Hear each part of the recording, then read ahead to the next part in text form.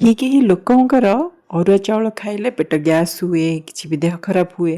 ସେଥିପାଇଁ ମୁଁ ଆଜି ଆପଣଙ୍କ ପାଇଁ ନେଇ ଆସିଛି ଉଷୁନା ଚାଉଳର ଗୋଟେ ପିଠା, ଯେଉଁଟାକି ଖାଇବା ପାଇଁ ମଧ୍ୟ ବହୁତ ଭଲ ଲାଗିବ। ଆଉ ମୁଁ ଆପଣଙ୍କୁ କିଛିଟା ଛୋଟ ଛୋଟ ଟିପ୍ସ ଦେବି। ନମସ୍କାର ଦର୍ଶକ ବନ୍ଧୁ, ମୋ ଚ୍ୟାନେଲକୁ ଅନେକ ଅନେକ ସ୍ୱାଗତ। ପ୍ରଥମେ ମୁଁ ନେଇଛି 2ଟା ବଡ଼ କଦଳୀ। ତ ଆପଣ କଦଳୀଟା ଟୋଟାଲି ଅପସନାଲ୍ ଅଛି, ଆପଣ ଚାହିଁଲେ ନେଇପାରିବେ, ନହେଲେ ସ୍କିପ୍ ମଧ୍ୟ କରିପାରିବେ। ତ ତାକୁ ମଝିରୁ ଏମିତି ଫାଳ କରିଦେବେ। ଟୋଟାଲ୍ 4ଟା ହେଲା। ତାକୁ କ'ଣ କରିବେ ନା, ଗୋଟେ କଡ଼େଇରେ ଗରମ ପାଣି ନେଇକି ତାକୁ ବେଶୀ ନାହିଁ 2ରୁ 3 ମିନିଟ୍ ତାକୁ କଭର୍ ଦେଇକି ଜଷ୍ଟ ଖାଲି ଷ୍ଟିମ୍ କରିବେ 2ରୁ 3 ମିନିଟ୍। ତାପରେ ତାକୁ ତଳକୁ ନେଇ ଆସିବେ, ଆଉ ଟିକେ ଥଣ୍ଡା ହେଲା ପରେ ତା'ର ଚୋପାଟା ଛଡ଼େଇ ଦେବେ। ଆଉ ମନେ ରଖନ୍ତୁ, କଦଳୀଟା ଯେତେବେଳେ ଗରମ ଥିବ ସେତେବେଳେ ଆପଣ କିଛି ବି କରିବେନି, ତାକୁ ପୁରା ଥଣ୍ଡା ହେବା ପାଇଁ ଛାଡ଼ିଦେବେ। ତା ଚୋପା ଛଡ଼େଇକି ତାକୁ ରଖିଦେବେ ପୁରା ଥଣ୍ଡା ହେବା ପାଇଁ। ତାପରେ ନେକ୍ସଟ ଆମେ ପ୍ରୋସେସ୍କୁ ଯିବା। ଦେଖନ୍ତୁ, ଆପଣଙ୍କୁ 2-3 ମିନିଟ୍ ପରେ ନା କଦଳୀଟା ପୁରା ସଫ୍ଟ ହେଇଯାଏ। ଏଇଥିପାଇଁ ମୁଁ ଆପଣଙ୍କୁ କହିଲି ତାକି ଷ୍ଟିମ୍ ନ କଲେ ସେଇଟା ଟିକେ ଟାଣ ଟାଣ ରହେ। ପୁରା ସଫ୍ଟ ହେବା ପାଇଁ ଆମେ ଷ୍ଟିମ୍ ଦେଉଛେ। ଏବେ କଡ଼େଇରେ ଟିକେ ଘିଅ ଦେଇକି ନଡ଼ିଆ ଆଉ ଗୁଡ଼ର ଆମର ଯେଉଁ ମଝିରେ ଯେଉଁ ଷ୍ଟଫିଂଟା ଦେବା ପିଠାର, ତାକୁ ଦେବା। ଆ ବଦଳରେ ଆପଣ ଯଦି ଚାହିଁବେ ଛେନା ନଡ଼ିଆ ମଧ୍ୟ ଦେଇପାରିବେ, କିମ୍ବା ଆଉ ଯାହା ବି ଦେଇପାରିବେ। ବର୍ତ୍ତମାନ ପୁରଟାକୁ ଟିକେ ଥଣ୍ଡା ହେବା ପାଇଁ ମଧ୍ୟ ରଖିଦେବା। ଏପଟେ ମୁଁ ନେଇଛି ଉଷୁନା ଚାଉଳ, ଆଉ ଯେଉଁଟାକି 1 କପ୍ ମାତ୍ର। ଆଉ 1 କପ୍ ଉଷୁନା ଚାଉଳ ପାଇଁ କେତେ ପାଣି କ'ଣ ଦରକାର ମୁଁ ଆଗକୁ ଆପଣଙ୍କୁ ଡିଟେଲ୍ସରେ କହିବି। ଚାଉଳକୁ ପ୍ରଥମେ ଭଲସେ ଧୋଇକି ଟିକେ ଶୁକେଇ ଦେବେ। ତାପରେ ତାକୁ କଡ଼େଇରେ ଏମିତି ଭାଜିବେ। ଭାଜିଦେଲା ପରେ ଦେଖନ୍ତୁ ଏଇଭଳିଆ ହେବ। ମୁଁ ଆକ୍ଚୁଆଲି ଭାଜିଲା ଭିତରେ ନା ସେଇଟା ଟିକିଏ ଲାଗିଯାଇଛି, ମାନେ କେଉଁଠି ଗୋଟେ ଗୋଟେ କଳା ମଧ୍ୟ ହେଇଯାଇଛି, କିନ୍ତୁ କିଛି ପିତା ପିତା କିଛି ବି ଲାଗେନି। ଏବେ ଚାଉଳଟା ଥଣ୍ଡା ହେଲା ପରେ, ମାନେ ଟିକେ ଭାଜିକି ଟିକେ ଥଣ୍ଡା ହେଲା ପରେ ତାକୁ ପୁରା ଗ୍ରାଇଣ୍ଡ କରିଦେବେ। ଦେଖନ୍ତୁ ପୁରା ଫାଇନ୍ ପାଉଡ଼ର ହେଇଯିବ। ତଥାପି ତାକୁ ଆପଣ ଟିକେ ଚଲେଇ ଦେବେ। ଚଲେଇ ଦେଲେ କ'ଣ ନା, ଏମିତି ଦେଖନ୍ତୁ କିଛିଟା ଦରଦରା ଖଣ୍ଡ ଟିକେ ରହିଯାଏ। ସେଟାକୁ ଆପଣ ଆଉ ଗୋଟେ ସ୍ଲଟ୍ରେ ମଧ୍ୟ କରିପାରିବେ। ଏବେ ଟିକେ ସେଥିରେ ଲୁଣ ଦେଇକି ଆଉ ଗରମ ପାଣି ପକାଇବେ। ମନେ ରଖନ୍ତୁ, ପାଣି ଟୋଟାଲି ଯେତିକି ମୁଁ ଦେଇଛି ସେତିକି ଟୋଟାଲି ପଡ଼ିବନି। ଆପଣଙ୍କୁ ଅଳ୍ପ ଅଳ୍ପ କରିକି ପାଣି ପକାଇବେ। ଦେଖନ୍ତୁ, କାରଣ ଯେହେତୁ ଚାଉଳଟା ଭଜା ଚାଉଳଟା, ଯେତେ ଆପଣ ପାଣି ପକାଇବେ ସେଇଟା ସୋକ୍ କରିଯିବ। ତ ସେଥିପାଇଁ ଆପଣ ଅଳ୍ପ ଅଳ୍ପ ଅଳ୍ପ ଅଳ୍ପ କରିକି ପକାଇବେ, ଆଉ ପୁରା ଏଇ ଷ୍ଟେଜ୍ ହେଲା ପର୍ଯ୍ୟନ୍ତ। ତାପରେ ତାକୁ ସାଇଡ଼୍ କରିଦେବେ। ଏବେ ଯେଉଁ କଦଳୀଟା ଆପଣ ସିଝେଇକି ରଖିଥିଲେ ଥଣ୍ଡା ହେବା ପାଇଁ, ବର୍ତ୍ତମାନ କଦଳୀକି ଯଦି ଚାହିଁବେ ଏମିତି ଚକଟିକି ଚକଟିକି ସେଥିରେ ରଖିପାରିବେ। ନହେଲେ ମୋତେ ଟିକେ ସେମିତି ଭଲ ଲାଗେନି ସେମିତି ଚକଟିବା ପାଇଁ, ତ ସେଥିପାଇଁ ମୁଁ ନା ତାକୁ ଏମିତି ସ୍ମାସରରେ ତାକୁ ଏମିତି ପୁରା ତାକୁ ଫାଇନ୍ ରଖିଦେବେ। ମାନେ ଯେମିତି କିଛି ଲମ୍ପସ୍ ଟାଇପ୍ର ଯେମିତି କିଛି ବି ରହିବନି, କଦଳୀର ପୁରା ଫାଇନ୍ ହେବ। ସେଥିପାଇଁ ଆମେ ଆକ୍ଚୁଆଲି ଷ୍ଟିମ୍ କରିଥିଲେ। ଏବେ ଦେଖନ୍ତୁ, ଏଇ କଦଳୀକୁ ନେଇକି ଆମେ ପକାଇବା ସେଇ ଚାଉଳର ଯେଉଁ ଡୋଟା ବନେଇଲେ।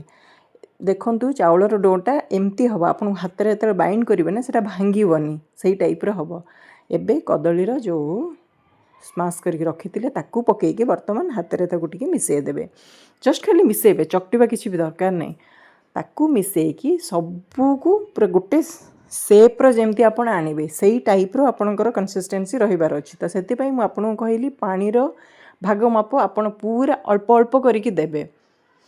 ହୁଏତ ମେ ବି 1 ଚାମଚ 2 ଚାମଚ ଏପଟ ସେପଟ ହେଇପାରେ। ଏବେ କଦଳୀ ପତ୍ରରେ ଟିକେ ଘିଅ ଲଗେଇକି ମୁଁ ରଖିଦେଇଥିଲି, ଆଉ ତାକୁ ଏମିତି ଗୋଲ ଗୋଲ କରିକି ଭିତରେ ପୁରା ଦେବେ।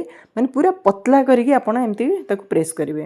ଆଉ ମଝିରେ ଷ୍ଟଫିଂର ଯେତେ ଭାଗ ଅଧିକ ଦେବେ, ସେଇଟା ଆପଣଙ୍କୁ ପିଠାଟା ବହୁତ ଭଲ ଲାଗେ। ମୋର ଷ୍ଟଫିଂ ଟିକେ କମ୍ ହେଇଯାଇଥିଲା, ତ ସେଥିପାଇଁ ଆପଣ ପୁରା ଦେଇକି ଏମିତି ଚାରିପଟକୁ ଭଲସେ ତାକୁ ପ୍ରେସ୍ କରିଦେବେ। ଦେଖନ୍ତୁ, ମୁଁ ଆପଣଙ୍କୁ ଯେମିତି ଭିଡ଼ିଓରେ ଦେଖାଉଛି ଆପଣ ସେଇ ଟାଇପ୍ର କରିବେ। ଏମିତି ଆପଣଙ୍କର ପିଠାଟା ବନିବ।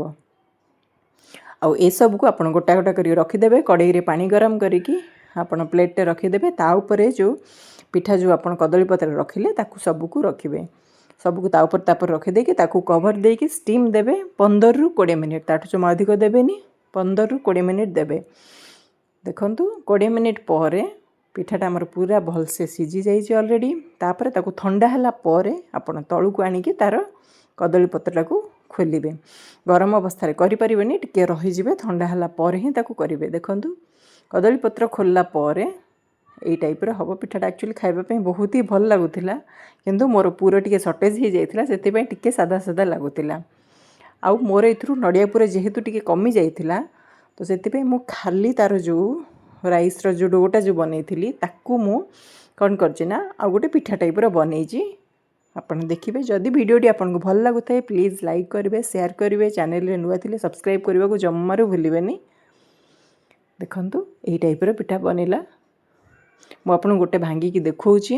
ଦେଖନ୍ତୁ ଭାଙ୍ଗିଲା ପରେ ଏଇ ଟାଇପ୍ର ହେବ। ପୁରା ଭିତରେ ପୁରା ଭରି ଭରିକି ଆପଣ ଦେବେ। ମୁଁ ଆପଣଙ୍କୁ ଭଲସେ କହୁଛି, ଯେତେ ପୁରା ଅଧିକ ଦେବେ ସେତେ ଖାଇବାକୁ ଟେଷ୍ଟ ବହୁତ ଭଲ ଲାଗିବ। ଆଉ ଏତିକି ମୋର ବଳି ଯାଇଥିଲା, ଯେଉଁଥିପାଇଁ କି ନଡ଼ିଆ ପୁର ସର୍ଟେଜ୍ ହେଇଗଲା। ଏବେ ମୁଁ ତାକୁ କ'ଣ କରିଛି ନା, ଅପେ ପ୍ୟାନ୍ରେ ଅଳ୍ପ ଟିକେ ତେଲ ନେଇଯାଇଛି, ଆଉ ସେଥିରେ ଧଳା ରାଶି ଟିକେ ପକାଇଛି। ରାଶି ପକାଇଲେ ତା'ର ଟେଷ୍ଟ ନା ଆହୁରି ଭଲ ଆସେ। ତ ଯଦି ଆପଣ ସେଇଥିରେ ପିଆଜ, ସେଇ ଡୋରେ ଯଦି ପିଆଜ ହକା ପକାଇକି କରୁଛନ୍ତି ସେଇଟା ବରଂ ଭଲ ଲାଗିବ। ଆଉ ଟିକେ ଯଦି ତେଲରେ ଛାଣୁଛନ୍ତି ଭଲ କଥା, ନହେଲେ ଅପେ ପ୍ୟାନ୍ରେ ଏମିତି ତେଲ ଦେଇ କରିଦେବେ। ଦେଖନ୍ତୁ ଏଇ ଟାଇପ୍ର ହେବ।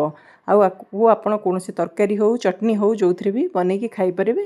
ସଫ୍ଟ ବି ଅଛି, ବହୁତ ହି ଭଲ ହିଁ ଲାଗୁଥିଲା। ତ ଆପଣ ନିଶ୍ଚୟ ବନାନ୍ତୁ ଘରେ, ଆଉ ଘରେ ମଧ୍ୟ ଟ୍ରାଏ କରନ୍ତୁ। ସମସ୍ତଙ୍କୁ ଖୁଆନ୍ତୁ, କେମିତି ହେଲା ମୋତେ ଜଣାନ୍ତୁ। ଦେଖା ହେବ ନେକ୍ସଟ ଭିଡ଼ିଓରେ। ରହୁଛି, ନମସ୍କାର।